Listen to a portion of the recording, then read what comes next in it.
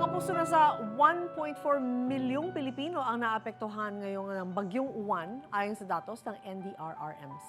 Maraming lugar pa rin ang baha ngayon hanggang kaya misyon natin ang makapagatid ng serbisyong totoo sa kanila.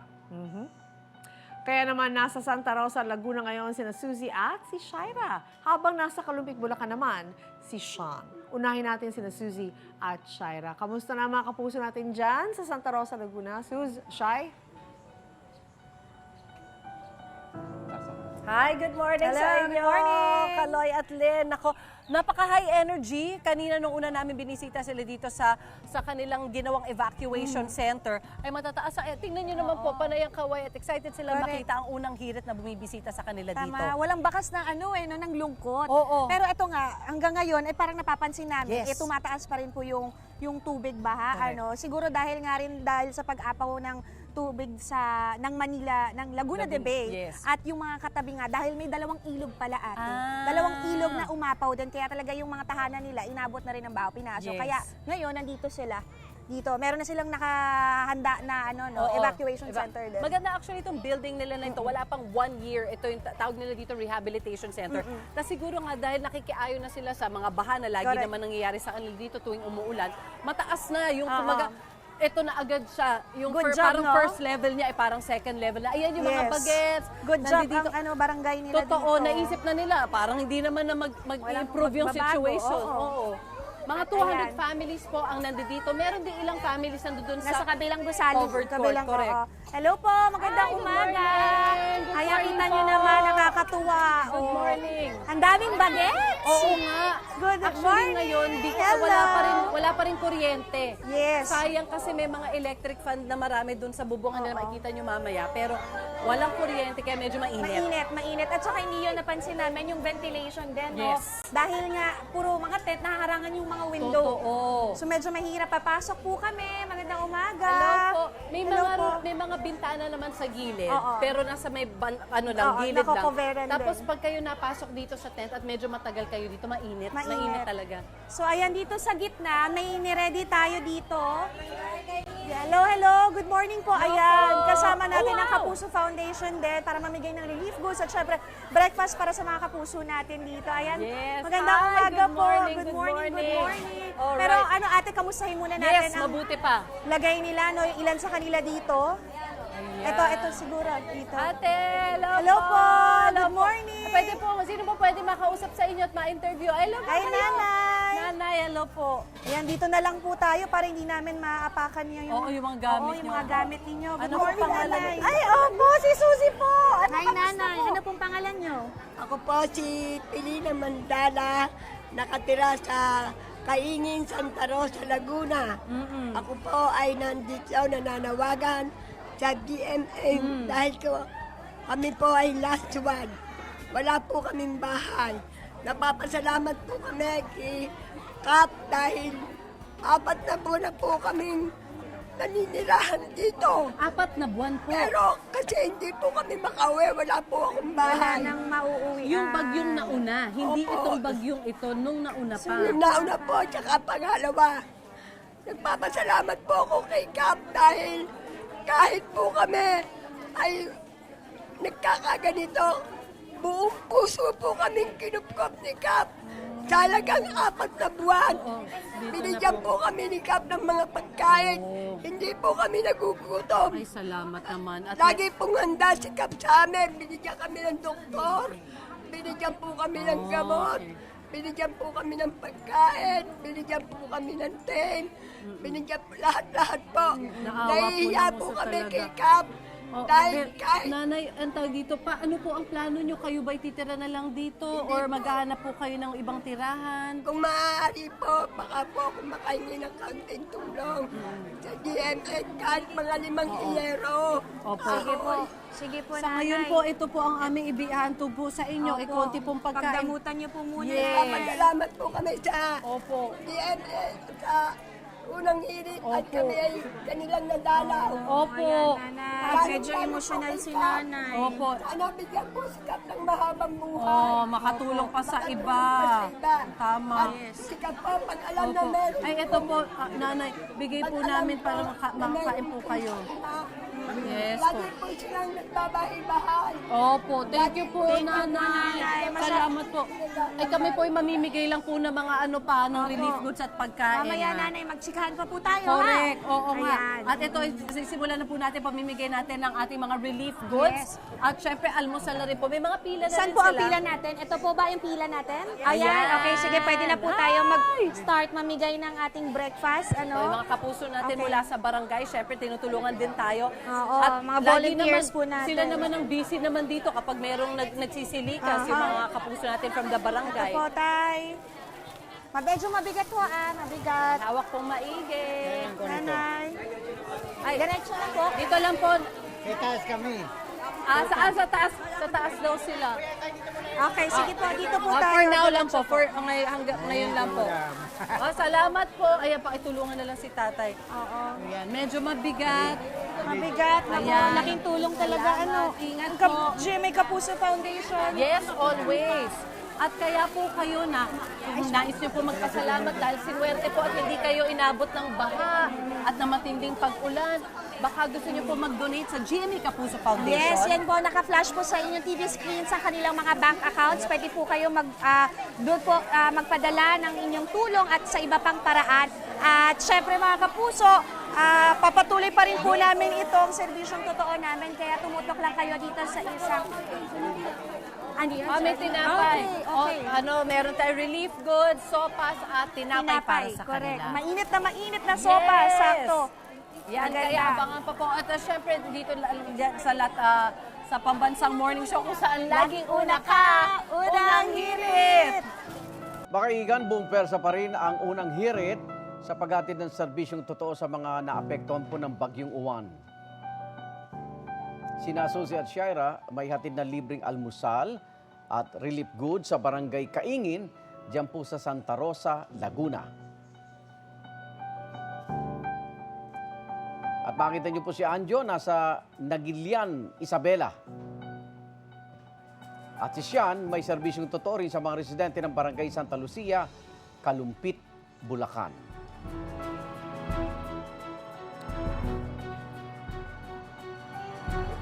Nakabangka talaga si siya. Unahin natin si Sian na nakasakay na sa bangka dahil ang ilang parte ng barangay Santa Lucia sa Kalumpit, Bulacan, umaabot hanggang dibdib ang baha. Nako, kumusta kaya ang mga kapuso natin dyan, Sian?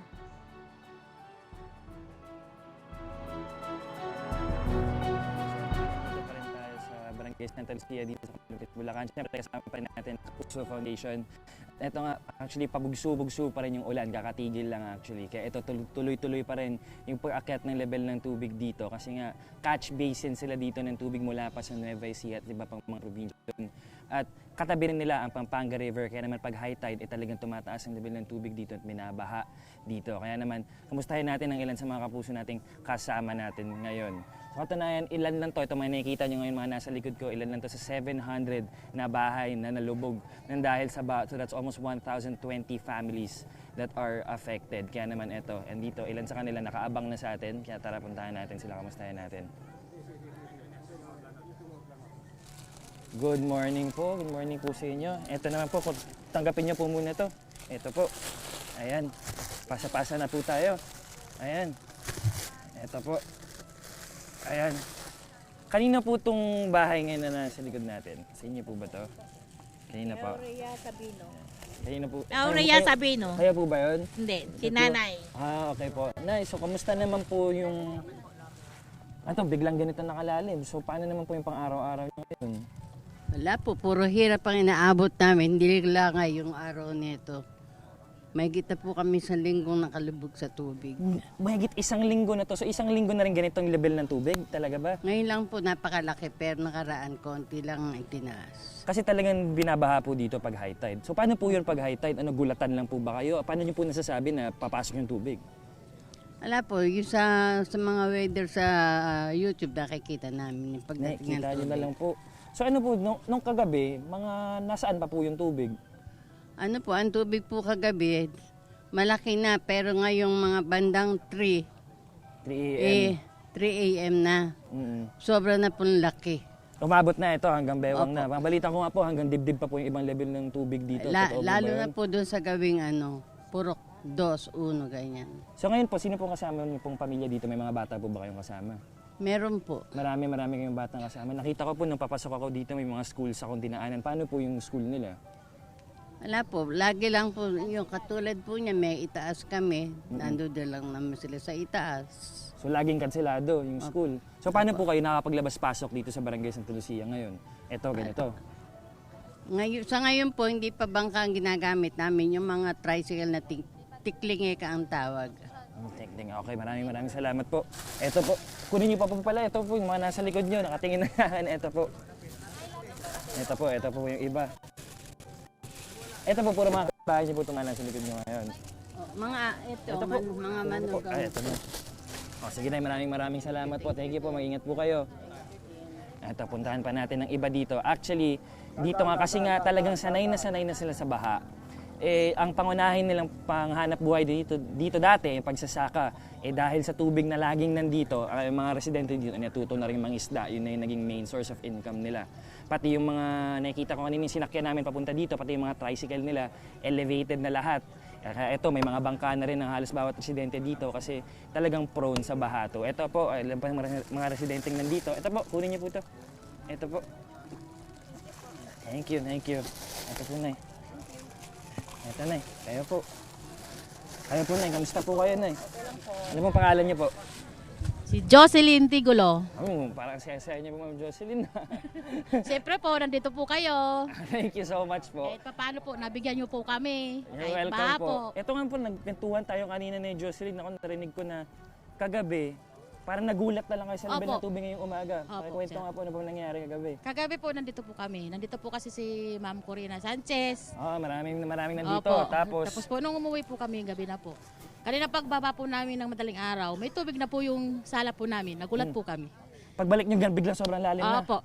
Sige po, Thank you po. maraming salamat po. Ingat po ha. Opo, thank you po, sir. Nako, tuloy-tuloy lang bibigay namin ng serbisyon totoo dito. Kaya naman kung gusto nyo rin magbigay ng tulong, ay open ng Kapuso Foundation for Donations. Sa morning show, kung saan laging una ka, unang hirit. Mamamahagi rin tayo ng tulong sa Isabela. Anjo,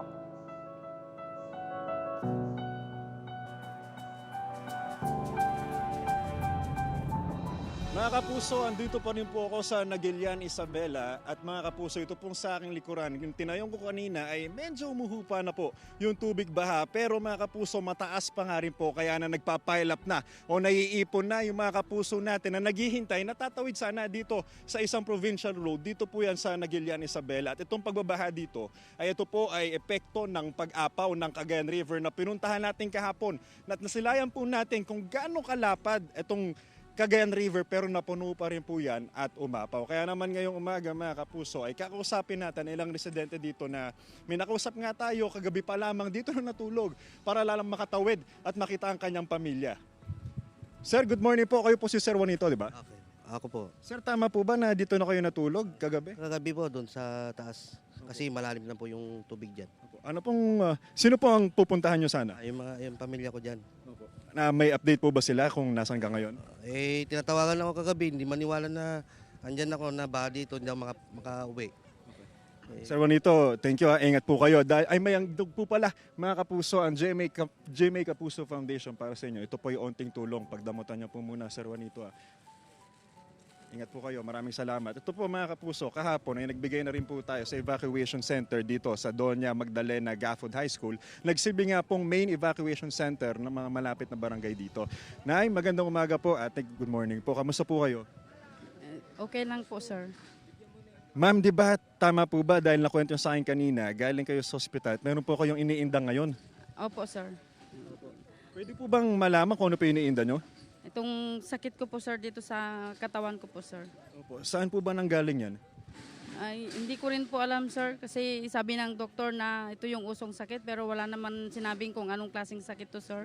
Nay, bakit po kayo tatawid? Sasamahan ko nga po siyang magpapagamot. Hindi naman po kami makatawid, eto po kami ngayon.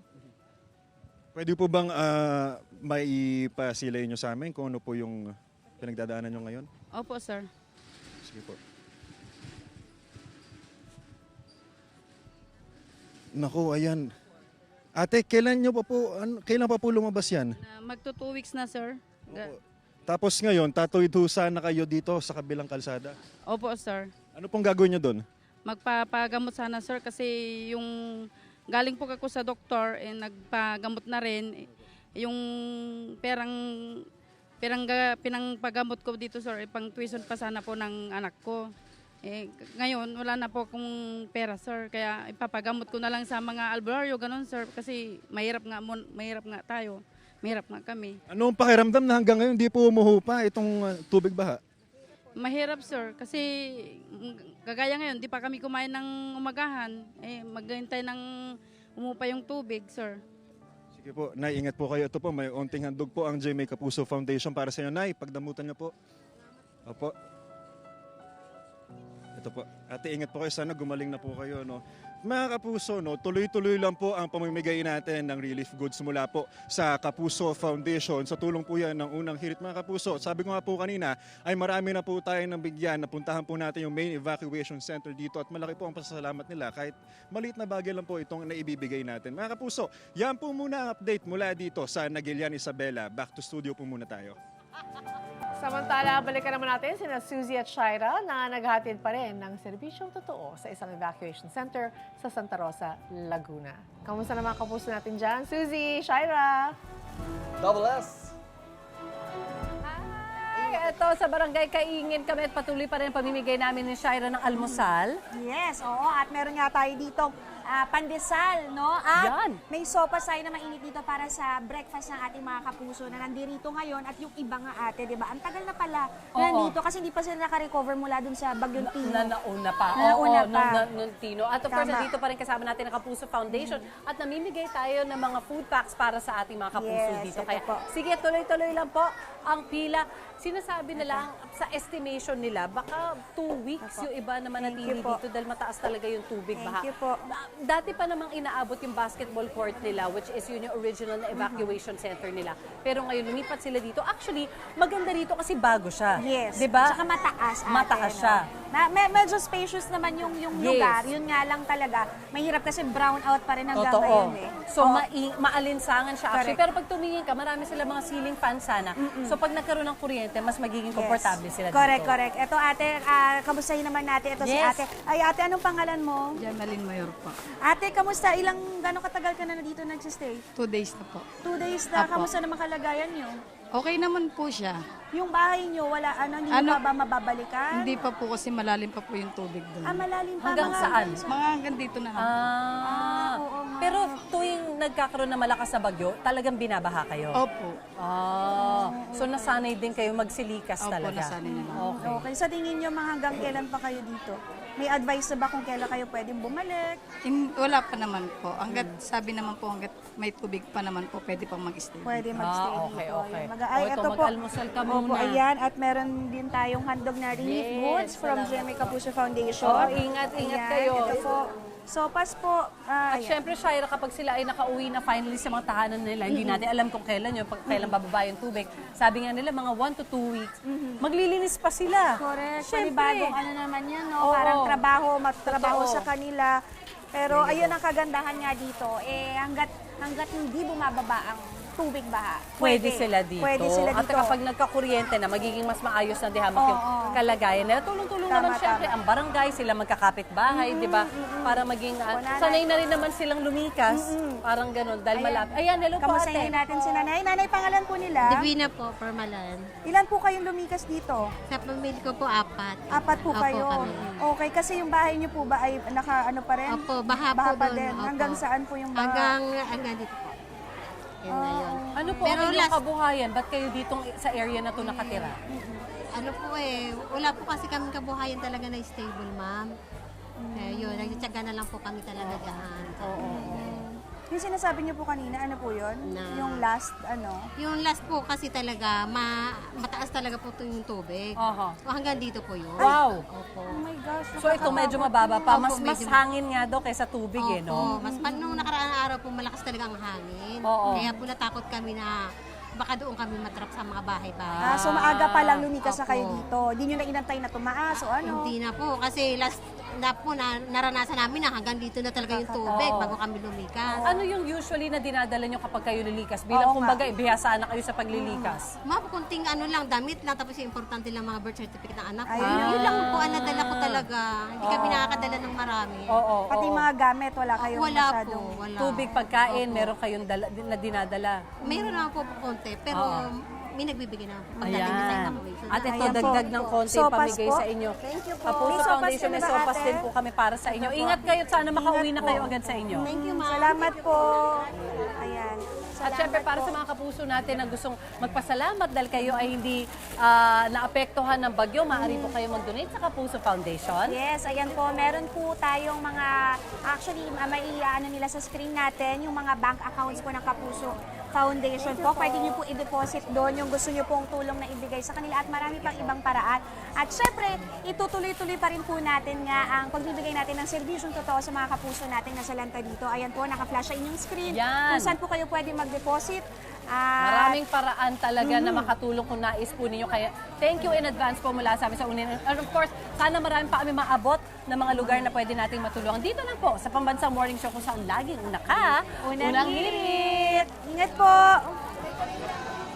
Wait! Wait lang! Huwag mo muna i-close. Mag-subscribe ka na muna sa GMA Public Affairs YouTube channel para lagi kang una sa mga latest kwento at balita. I-follow mo na rin ang official social media pages ng Unang Hirit. Thank you. O sige na,